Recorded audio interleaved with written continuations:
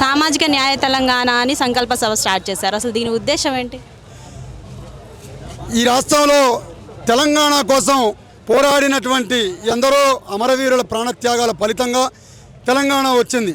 ఈ తెలంగాణ రాష్ట్రం వచ్చినాక భౌగోళికంగా తెలంగాణను సాధించుకున్నాం తప్ప తెలంగాణ తెలంగాణ సంకల్పం అనేది సిద్ధించలేదు అనేటటువంటిది ఆనాడు తెలంగాణ ఉద్యమంలోనే ఈ రోజుకు ఒక ప్రత్యేకత ఉన్నది. ప్రొఫెసర్ జయశంకర్ సార్ పుట్టినరోజు ఈరోజు. ఆనాడు ఉద్యమంలో ప్రొఫెసర్ జయశంకర్ సార్ చెప్పిన మాట, ఈ రాష్ట్రంలో భౌగోళిక తెలంగాణ సాధించుకుంటాం కానీ భవిష్యత్తులో సామాజిక న్యాయ తెలంగాణ కోసం ఇంతకంటే ఎక్కువ పోరాటం చేయాల్సినటువంటి అవసరం ఉంటుంది అని చెప్పిండు.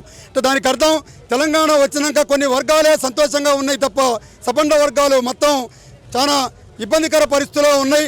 విద్య అందక, వైద్యం అందక, ఇలా మహిళా సాధికారిత లేకుండా ఇలా అనేక రకాల వివక్షలు ఎదుర్కొనేటటువంటి ఇప్పటికే చట్టసభల్లోకి రాని కులాలు వేలల్లో ఉన్నాయి. రాజ్యాధికారంలో మనుగడ లేనటువంటి కులాలని సామాజిక లక్ష్యంగా చేర్చి ఇలా తెలంగాణ రక్షణ సేన ఆవిర్భావం రోజే కవితమ్మ చెప్పింది, సబ్బండ వర్గాలకు రాజ్యాధికార పొలాలు అందేటటువంటి పద్ధతి వస్తేనే అది సామాజిక న్యాయ తెలంగాణ సిద్ధించినట్టు అని చెప్పిన దాంట్లో భాగంగానే ఇవాళ సర్వర్ నగర్ ఇండోర్ స్టేడియంలో ఈనాడు కవితమ్మ ఏర్పాటు చేయబోతున్నటువంటి తెలంగాణ న్యాయ సంకల్ప సభ అంటే అన్ని వర్గాలని కలుపుకొని రాజ్యాధికారంలో అందరినీ భాగస్వామ్యం చేసే విధంగా ఆనాడు పార్టీ పెట్టేటప్పుడే పాంచజన్యాన్ని పూరించింది.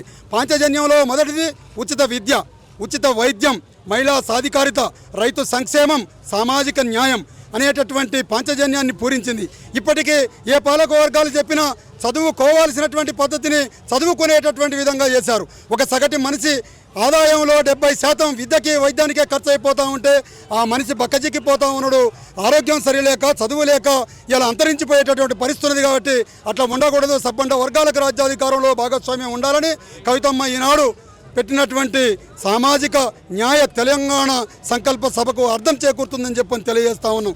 మారోజు వీరన్న కలలు కన్నటువంటి సమసమాజ స్థాపన, మారోజు వీరన్న ఆశయ సిద్ధి కోసం ఏనాడైతే తెలంగాణ కావాలని 1993 నుంచి 97 వరకు 2500 పైన తెలంగాణ ఎందుకు కావాలనో, తెలంగాణ ఆవశ్యకత ఏంటో తెలంగాణ సూర్యాపేట డిక్లరేషన్తో చెప్పినటువంటి విధంగా మలిదశ ఉద్యమకారుల్ని, తెలంగాణ సాయుధ పోరాటం చేసిన వాళ్ళని, మహనీయుల్ని స్మరించుకుంటూ సబ్బండ వర్గాలు న్యాయం చేకూరేటటువంటి విధంగా కవితమ్మ చేస్తున్నటువంటి ఈ మీటింగ్కు ఇలా అనేక మంది కులాలు మతాలకు అతీతంగా, వర్గ వర్ణాలకు అతీతంగా సబ్బండ వర్గాల ప్రజలు ఇలా ఆనందోత్సవాలతో కవితమ్మ చెప్పబోయేటటువంటి, ఆమె చూపించబోయేటటువంటి దిశానిర్దేశకం కోసం ఎదురు చూస్తున్నారని సరోవర్ నగర్ ఇండోర్ స్టేడియం నుంచి మేము తెలియజేస్తా ఉన్నాం. జై తెలంగాణ, జై కవితమ్మ, జై మారో. తెలంగాణ ఉద్యమంలో ఎంతో మంది అమరవీరులయ్యారు. మీ ప్రభుత్వం వస్తే వాళ్ళని గుర్తించి వాళ్ళ కుటుంబ సభ్యులకు ఏమైనా అవకాశాలు ఇచ్చే మేనిఫెస్టో ఏమన్నా ఉందా?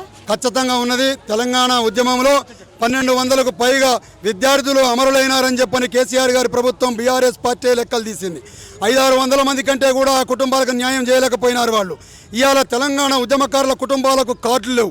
తెలంగాణ ఉద్యమకారులను గుర్తించడంలో ఏ రకమైనటువంటి పద్ధతిని కొనసాగించలేదు. కాబట్టి ఇవాళ తెలంగాణ ఉద్యమంలో అమరులైనటువంటి వారితో పాటు తెలంగాణ ఉద్యమంలో పాల్గొన్నటువంటి, తెలంగాణ సకల జన సినిమాలో పాల్గొన్నటువంటి ప్రతి ఒక్కరికి ఉద్యమకారులుగా గుర్తిస్తాం.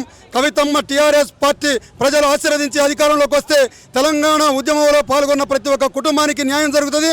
మొట్టమొదటిసారిగా తెలంగాణలో పోరాటం చేసి అమరులైనటువంటి మిగిలి ఉన్నటువంటి అన్ని కుటుంబానికి ₹1 చొప్పున ఇచ్చేటటువంటి పద్ధతిని కవితమ్మ ఇప్పటికే పాంచజన్యంలో పూరించింది.